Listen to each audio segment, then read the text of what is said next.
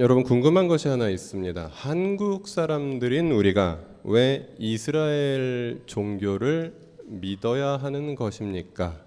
라는 질문 여러분 한 번쯤 들어보시거나 해보신 적 있으신가요? 예, 몇 분이 고개를 끄덕이셨는데 네, 저는 중학교 때 이런 질문을 던져본 적이 있었습니다.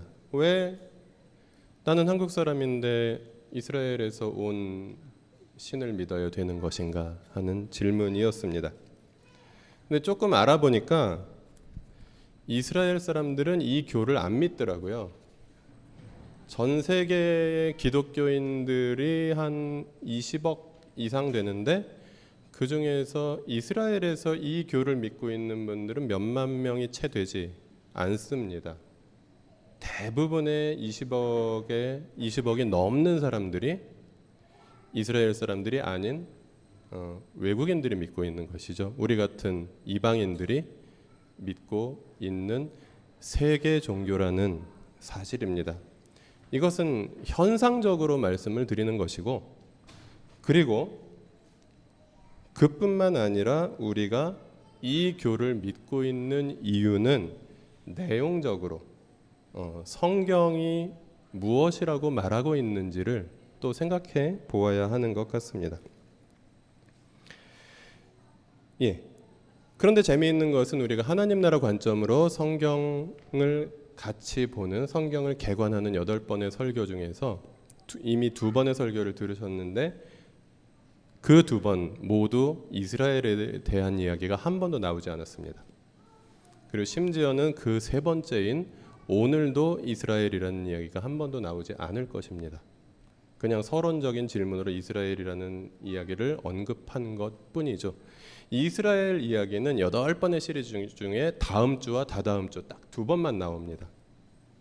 왜냐하면 이 성경의 무대가 이스라엘이었고, 그리고 이스라엘이라는 역사 속에서 구체적으로 만나는 지점이 있기 때문에 이스라엘이라는 지역이나 나라 혹은 그곳에 고대에 살았던 사람들을 전혀 무시할 수는 없지만 우리가 믿는 이 그리스도교는 이스라엘의 종교는 아니라는 사실을 오늘도 우리는 말씀을 통해서 생각해 볼 수 있을 것입니다.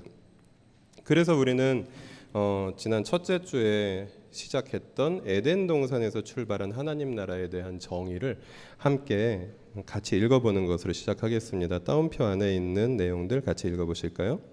하나님의 백성인 아담과 하와가 하나님의 장소인 에덴 동산에서 하나님의 다스림을 받아 하나님, 자기 자신, 이웃, 세상과 완전한 관계를 누리며 살아가다. 이것이 창세기 1장과 2장에 나왔던 에덴 동산의 모습에서 우리가 바라볼 수 있었던 하나님 나라의 모습이었습니다. 하나님의 백성인 아담과 하와가 하나님의 장소인 에덴 동산에서 하나님의 다스리심을 받으며 하나님의 명령에 순종하며 또 하나님을 예배하며 그렇게 살아가고 있던 모습을 우리는 보았습니다. 그런데 그 아름다운 정경이 그리 오래가지 못하고 깨어져 버렸다는 것을 우리는 지난주에 또 배웠습니다. 함께 타락, 무너진 하나님 나라 아래에 있는 따옴표의 내용을 읽어보겠습니다. 에덴 동산이 보여주는 하나님 나라의 원형은 인간의 범죄로 파괴되었다. 하나님, 자기 자신, 이웃, 세상과의 완전한 관계는 깨어지고 하나님의 다스림을 받지 아니한 결과는 심판과 저주였다. 네, 이렇게 부연 설명을 드리자면 첫째 주에 우리가 나누었던 에덴 동산에서 출발한 하나님 나라의 이야기는 이스라엘 이야기가 아니라 이 세상의 근원에 대한 또 인생의 근원에 대한 보편적인 이야기였다는 사실입니다. 그리고 지난주에 우리가 함께 나누었던 타락과 무너진 하나님 나라의 이야기 또한 이스라엘의 구체적인 역사가 아니라 인류의 고통과 죄의 문제 전체를 다루는 그런 보편적인 주제였다는 것입니다. 네. 그리고 나서 계속해서 범죄한 인류가 자기 나름대로의 길을 걸어가면서 어디까지 가는지를 보여주는 사건이 있었는데 그것이 바벨탑이라는 사건이었습니다. 많은 분들이 이미 알고 계실 것이고, 그리고 성경에서 읽어보지 못하신 분들도 바벨탑이라는 이야기는 아마 한 번쯤은 들어보셨으리라 생각됩니다. 한번 창세기 11장 4절 그들은 같이 읽어보실까요? 그들은 또 말하였다. 자, 도시를 세우고 그 안에 탑을 쌓고서 탑 꼭대기가 하늘에 닿게 하여 우리의 이름을 날리고 온 땅 위에 흩어지지 않게 하자. 네, 이것이 메소포타미아 지역에서 바벨이라는 탑을 쌓으려고 했던 사람들의 마음을 나타낸 이야기였습니다. 아담과 하와가 에덴 동산에서 하나님의 명령을 어긴 이야기가 어느 개인의 그리고 어느 가정에서 나타난 그런 문제였다면, 여기서 보이는 도시를 세우고 사람들이 많이 모여야 도시가 형성되지 않습니까?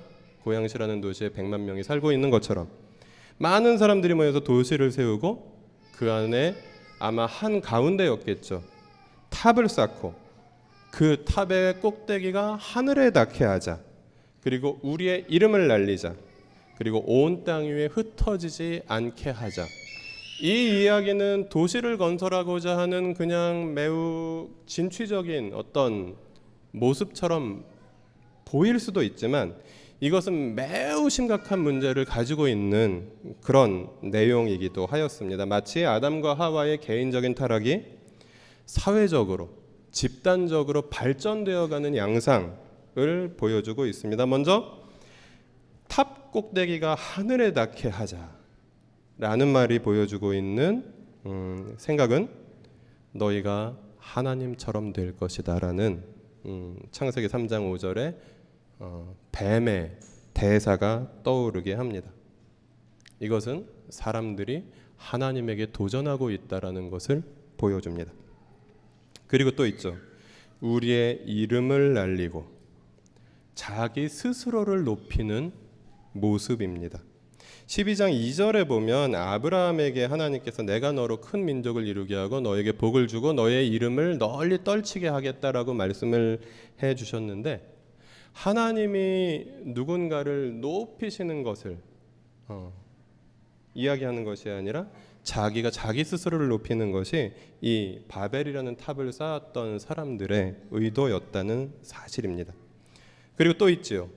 온 땅의 흩어짐을 면하게 하자, 흩어지지 않게 하자는 그런 대사는 창세기 1장 28절에서 생육하고 번성하여 땅에 충만하라는 그런 하나님이 사람을 지으시고 사람을 축복하면서 하신 그 명령을 정면으로 도전하는 일이었습니다. 아이들 낳고 아들 딸 낳고 자손 대대로 온 땅에 퍼져서 아름답게 살아라 라고 말씀하신 하나님에게 정면으로 도전하는 것이죠. 우리가 이 도시에서 높은 탑을 쌓고 어디로 떠나지 말고 흩어지지 말자라고 이야기하고 있는 하나님의 명령을 거부하고 있는 모습입니다. 그런데 그들을 하나님께서 흩으셨다고 11장 8절은 말하고 있습니다. 8절 말씀 2페이지에 있는 말씀 같이 읽어보실까요? 주님께서 거기에서 그들을 온 땅으로 흩으셨다. 그래서 그들은 도시 세우는 일을 그만두었다. 네. 그래서 사람들이 사회적으로 집단적으로 하나님께 도전하고 대항하는 이 기도가 실패로 끝난 그러한 아마 바벨탑을 건설하던 그 자리, 마치 여기저기를 다니다 보면 건물을 한참 짓다가 뭔가 사정이 생겨서 그냥 건물을 짓다 만 것이 폐허가 되어버리는 그런 상황들 요즘에도 보이지 않습니까? 근데 그 건물이 크면 클수록 더 비참해 보이지 않습니까?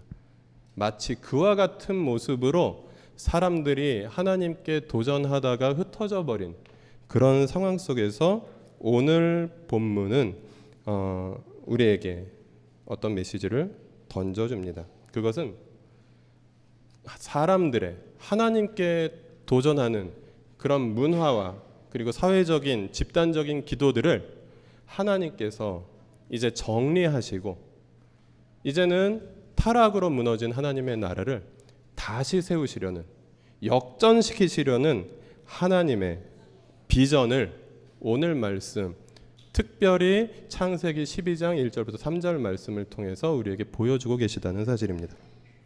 그런데 재미있는 것은 하나님께서 하나님 나라를 어떻게 회복하셨냐면 어느 부부를 사용해서 회복하셨다는 사실입니다. 그 부부는 나이 들고 자식 없는 부부였습니다. 나이 들고 자식 없는 부부. 보온 로버츠 신부님의 책을 읽으면서 저는 이 나이 들고 자식 없는 부부라는 표현을 읽으면서 빙긋이 웃음을 지었습니다. 나이 들고 자식 없는 한 목사가 그 책을 읽고 있었기 때문입니다. 몇 년 전만 해도 이것이 실감나게 와닿지 않았는데 이제는 실감이 납니다. 상식적으로 최지현 형제나 김재용 형제 같은 분을 하나님께서 선택하셔서 아들도 많고 딸도 많은 집안들을 선택하셔서 역전을 시키시면 얼마나 편하실 텐데. 그러나 지금 최지현 형제와 김재용 형제를 하나님께서는 사용하고 계십니다. 물론 그렇지 않다는 얘기가 아니라 하나님께서 이 거대한 역전의 드라마를, 바벨이라는 거대한 탑을 중단시키시고 이제 새롭게 시작하시는 거대한 역전의 드라마를 우리가 볼 때 에게라고 이야기할 수 있는 그런 나이 들고 자식 없는 사람들, 고대 사회에서 이것은 큰 문제였습니다. 같이 읽어보실까요? 11장 27절부터 32절까지 읽어보겠습니다. 데라의 족보는 이러하다. 데라는 아브람과 나홀과 하란을 낳았다. 하란은 롯을 낳았다. 사레는 임신을 하지 못하여서 자식이 없었다. 데라는 아들 아브람과 하란에게서 난 손자 롯과 아들 아브라함의 아내인 며느리 사레를 데리고 가나안 땅으로 오려고 바벨로니아의 우르를 떠나서 하란에 이르렀다. 그는 거기에다가 자리를 잡고 살았다. 데라는 205년을 살다가 하란에서 죽었다. 아브라함이 하나님의 역전에 사용되기 위해서 부름을 받았을 때가 75세였습니다. 아브라함이 사라보다 10년 연상이었습니다. 그러니까 사라가 지하철을 무료로 타게 될까 말까 몇 달 있으면 지하철을 무료로 타게 될 그 시점에 하나님께서는 부르셨습니다.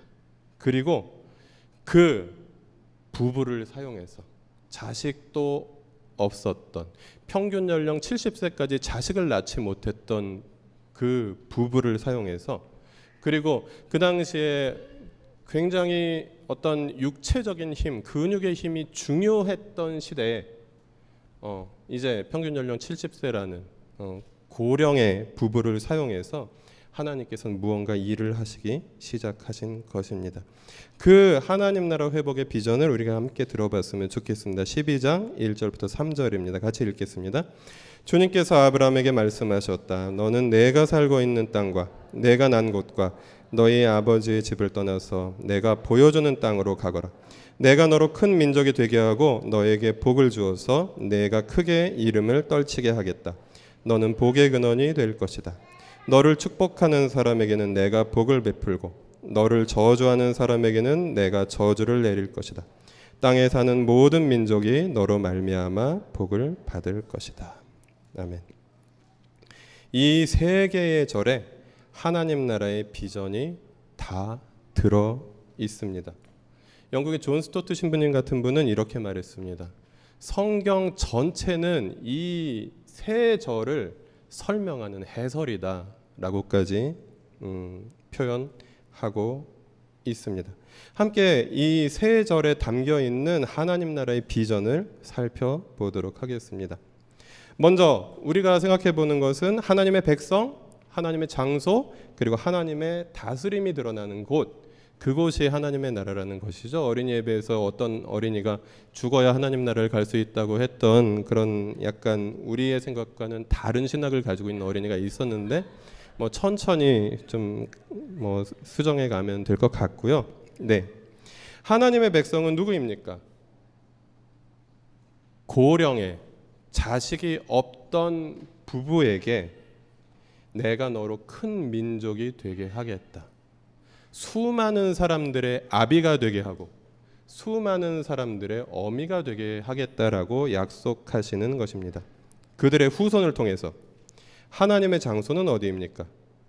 내가 보여주는 땅으로 가거라라고 1절 후반부에 나오죠. 하나님께 사회적으로 집단적으로 반항했던 사람들의 폐허가 있었던 바벨, 그 바벨의 흔적이 여전히 남아있는 그 영향력 속에서 그곳을 떠나서 내가 너에게 보여주는 땅으로 가라. 하나님 나라의 대안인을 보여줄 수 있는 새로운 땅을 선택해 주시고 그곳에 가서 너희는 민족을 이루어라 라고 말하고 계십니다. 그 다음에 세 번째로 하나님의 다스림을 받는 것을 뭐라고 표현하고 있습니까? 너는 복의 근원이 될 것이다. 땅에 사는 모든 민족이 너로 말미암아 복을 받을 것이다 라고 아브라함에게 약속하였습니다. 아브라함은 이스라엘 사람입니까? 아닙니까? 아니죠. 맞으면 제가 여쭤보지 않겠죠. 아브라함이 이스라엘 사람이 아닙니다. 이스라엘 사람의 조상입니다. 아브라함의 손자 때에 형성된 것이 이스라엘이라는 손자의 아들, 증손자 때에 형성된 것이 이스라엘이라는 민족이죠. 그러니까 아브라함이 복의 근원이 될 것이다라고 말하고 있는 것에서 그리고 땅에 사는 모든 민족, 우리는 하늘에 살고 있습니까? 땅에 살고 있습니까? 네. 우리는 땅에 사는 모든 민족에 포함됩니까? 포함되지 않습니까? 네. 한민족인 우리도 그리고 오늘날에는 많은 이주민들이 들어오셔서 이제는 우리가 단일 민족 국가라고 주장하면 그것은 신뢰가 되는데 이곳에 살고 있는 유대인들이 아닌 우리도 땅의 모든 민족이 아브라함으로 인하여 복을 얻을 것이다라고 약속하시는 것이 하나님 나라의 창세기 12장 1절부터 3절에 나타난 그런 하나님 나라의 회복의 비전이었다라는 사실입니다. 그래서 우리가 믿는 이 기독교는 하나님 종교는 이스라엘의 종교가 아니라 세계의 종교이며 우리 모두에게 주시는 하나님의 기쁜 소식이라는 사실을 우리는 오늘 말씀을 통해서 다시 한번 확인할 수 있습니다. 그런데 하나님의 다스림을 받는 것은 바로 그 하나님의 백성들이 하나님의 허락하신 땅에서 하나님이 주시는 축복을 누리면서 사는 것이라는 것입니다. 우리가 누군가의 다스림을 받는다라고 할 때 그 다스림이라는 것에 대한 부정적인 인식이 있지만 그것이 아니라 하나님의 다스림을 받는 것은 복이다라는 것이 성경의 말씀인 것이죠. 이어서 아브라함이 받았던 구체적인 사명들을 조금 더 살펴보겠습니다. 하나님께서는 아브라함에게 너는 떠나라 라고 말씀하셨습니다. 어디로부터 떠나야 할까요? 바벨의 삶으로부터 떠나라는 것입니다. 네가 살고 있는 땅, 내가 난 곳, 너의 아버지의 집을 떠나라 라고 말하고 있습니다. 우리가 흔히 들어온 개역 성경에 의하면 이렇게 표현되죠. 기억나시는 분 같이 해볼까요? 본토, 친척, 아비 집을 떠나서 내가 내게 명하는 땅으로 가라 라고 말씀하시죠. 본토, 친척, 아비집, 살고 있는 땅, 내가 난 곳, 너의 아버지의 집에서 살아가는 것이 고대 근동의 전형적인 삶의 방식이었습니다. 그 삶만이 삶의 지속적인 안정성을, 지속 가능성을 줄 수 있었던 유일한 방법이었습니다. 그것이 세상에 통용되는 방식이고 그것이 그 시대의 상식이었습니다. 그런데 하나님께서는 아브라함에게 그 삶으로부터 떠나라. 그 보장된 삶으로부터 떠나라. 보장되었지만 세상이 추구하는 그 방식으로부터 떠나라라고 말씀을 하시는 것이죠. 그리고 어디로 가라라고 말씀하시냐면 내가 복 주는 삶으로 떠나라라고 말씀하십니다. 너희는 내가 보여준 땅으로 가서 내가 허락하는 그곳에서 나와 함께 살자. 너는 복의 근원의 삶을 나와 함께 살자라고 하나님께서는 말씀하시는 것입니다. 이제 세상의 방식을 따르지 말아라. 이제 세상의 가치관을 따르지 말아라. 이제 세상 사람들이 사는 대로 살아가지 말고 이제는 다시 나의 나라를 함께 세워가며 나의 방식대로 살자. 그런 민족을 세워라.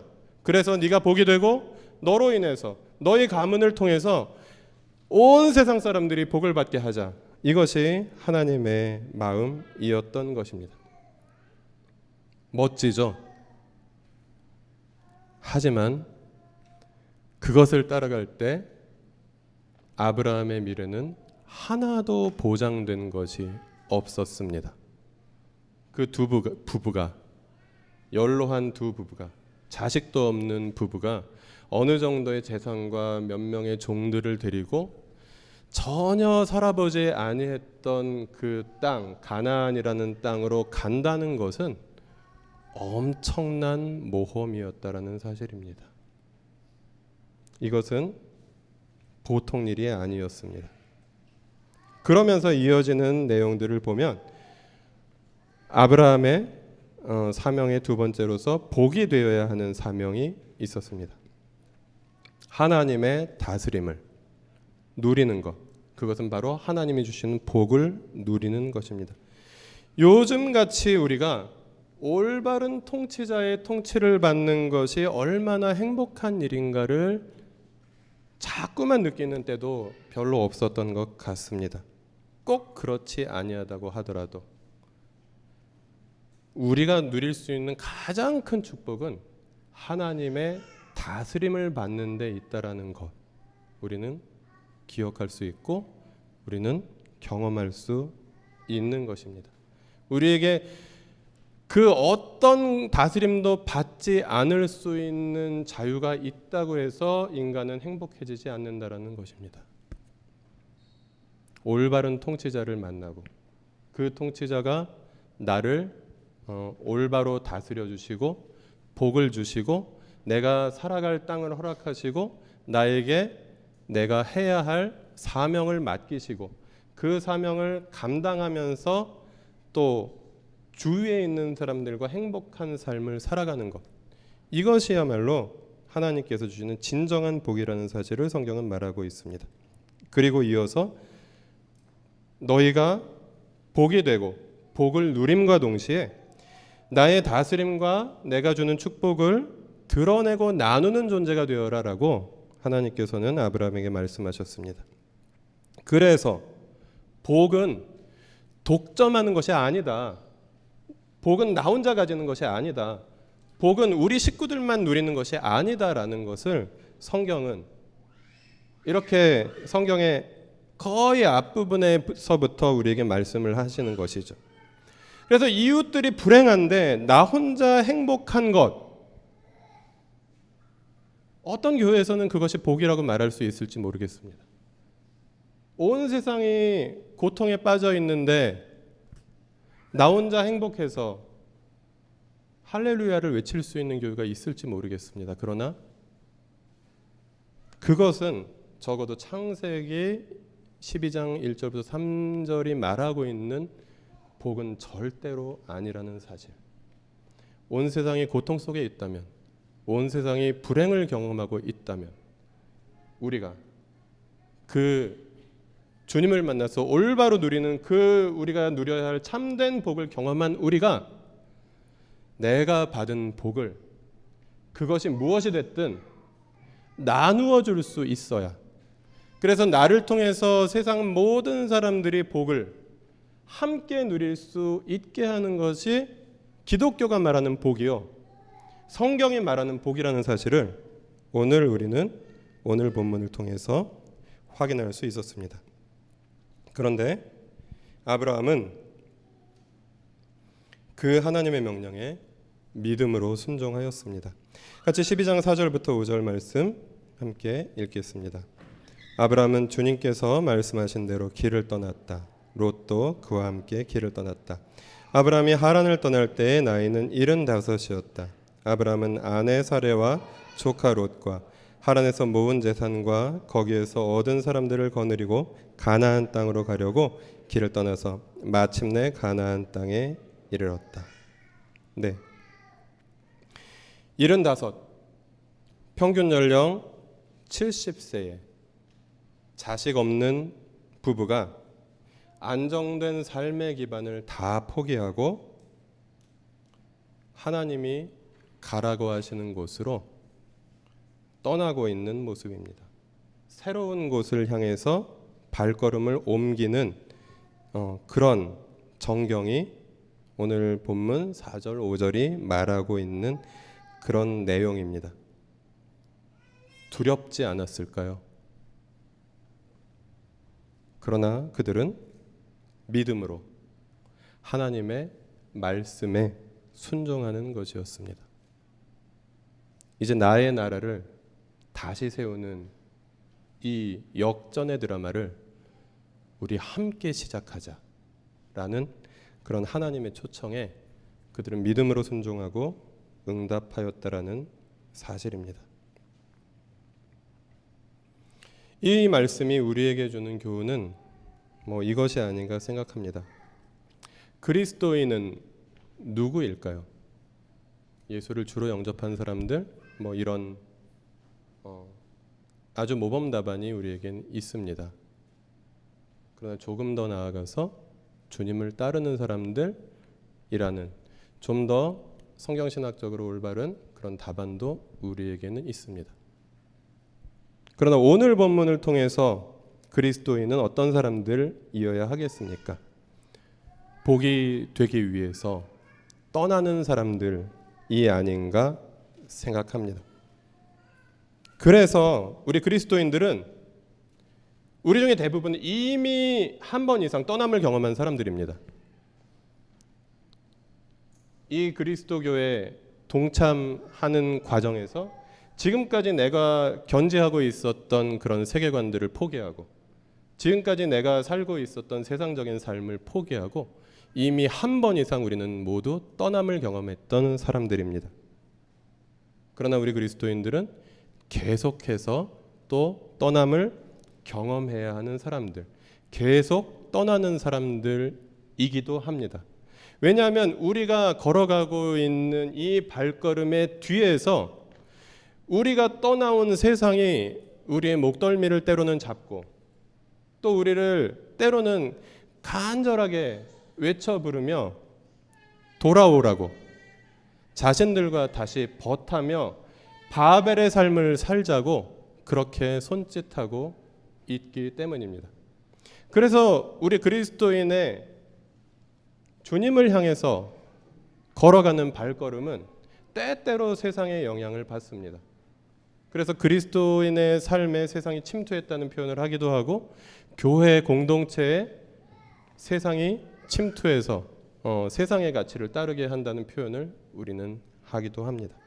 그래서 우리는 한 번 떠난 것으로 만족하고 한 번 떠난 것으로 끝내는 그런 우리의 신앙이 아니라 계속해서 우리에게 남겨진 떠나야 할 것들을 떠나고 버려야 할 것들을 버리고 새롭게 되어야 할 것들에 대해서 계속해서 새로워져 가는 그 삶을 주님과 동행하면서 그렇게 걸어가야 하는 것이 우리들의 삶이라는 것입니다. 창세기 11장에서 바벨이라는 성을 쌓았던 사람들처럼 내가 안정되게 살 수 있는 그런 성을 쌓는 것이 나의 인생의 목적이 아니라 하나님의 나라를 위해서 하나님께서 나에게 주신 복을 누군가에게 이 세상 모든 민족에게 나아가서 나누어 줄 수 있는 삶을 살기 위해서 그 바벨의 삶을 포기하고 하나님 나라의 삶을 선택하는 사람들, 세상의 방식과 논리를 따르는 것이 아니라 세상과 타협하는 삶을 사는 것이 아니라 하나님을 따라 살고 그리고 주님과 동행하는 삶을 선택하는 사람들, 예수님을 따라가며 하나님과 동행하는 삶을 선택하며 하나님의 통치를 드러내고 하나님께서 우리에게 주신 축복을 나누어 주는 사람들이 되어라고 오늘 이 홀트학교 강당에 모인 우리들에게 주님은 여전히 말씀하십니다. 그래서 우리를 부르고 계시고 우리를 보내고 계십니다.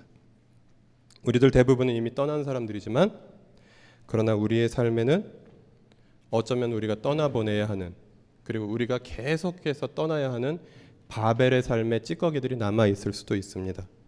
돈에 대한 관점이나 자녀에 대한 관점이나, 그리고 남에게 말할 수 없는 나만의 부끄러운 모습이나, 아니면 나를 계속해서 고통스럽게 하고 있는, 주님께 헌신하고 주님을 만났음에도 불구하고 나를 계속해서 고통스럽게 하는 어떤 상처들, 이런 모든 것들을 버리고 떠나라.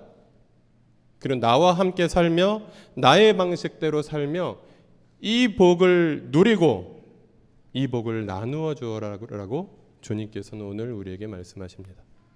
그런 주님의 초청에 응답하시면서 하나님 나라 백성으로서 하나님이 우리에게 허락하신 땅에서 하나님의 기쁜 다스림을 받으며 하나님께서 주신 복을 누리며 그 복을 나누는 그런 축복의 삶을 살아가시는 그런 우리 나들모 일산교회 가족들, 그리고 함께 예배를 드리는 모든 손님 여러분 되시기를 주님의 이름으로 부탁드립니다.